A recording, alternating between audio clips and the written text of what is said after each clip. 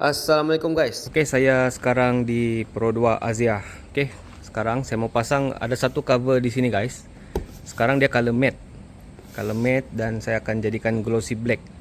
Glossy black macam sama macam di depan tuh. Oke, jadi saya ada beli. Dia macam ni lah. Dia just cover saja guys. Yang ni cover saja. Cuma dia tiada gum. Yang ni kita kena letak gum sendirilah, double tap. Okey. Dia macam ni lah cara pasang dia. Ada. Okey. Disebabkan benda ni dia matte, kadang-kadang kita mau kilatkan terpaksa letak polish, letak wax, baru dia boleh kilat.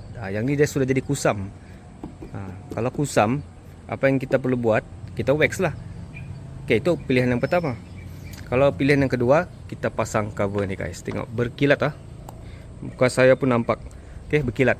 Cuma tengok cuma guys, boleh nampak apa masalah di sini. Cover ni macam ni. Ni okey dah. Sampai atas spoiler terlanggar pula. Spoiler terlanggar sebab cover ni dia di dalam lagi guys. Di dalam lagi ni. Jadi macam mana ni? Boleh pasang atau tidak?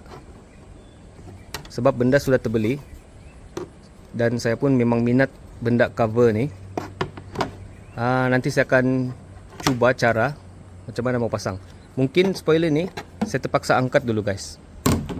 Angkat dulu, buka skru dia, pasang dulu ni, masuk dia pergi dalam, baru letak balik spoiler, siap. Okey. So kalau kamu yang berminat untuk aksesori macam ni, dan yang sekarang ni ialah Pro 2 Asia punya lah. Pro 2 Asia tahun 2023. Saya ada share produk link di description, kamu boleh tengok. Banyak produk yang boleh masuk untuk Pro 2 Asia ni. Semuanya yang best-best. Aksesori Asia ni memang best-best guys, banyak. Okey, contohnya macam ni. Yang ni untuk di RL cover ataupun fog lamp cover untuk di bumper depan. Yang ni pun saya pilih warna hitam, glossy black, sebab dia memang nice dan matching dengan color granite grey ni. Okey, granite grey. Jadi saya bagi matching dengan color ni. Ada juga yang minat carbon fiber. Okey guys, tu sajalah. So kalau kamu berminat, kamu boleh tengok dan cek saya punya channel YouTube, dan banyak perkongsian berkenaan Pro 2 Asia ni, aksesori, DIY dan bermacam-macam lagi lah guys. Pastikan korang subscribe dulu channel saya, bagi like dan share dengan kawan-kawan.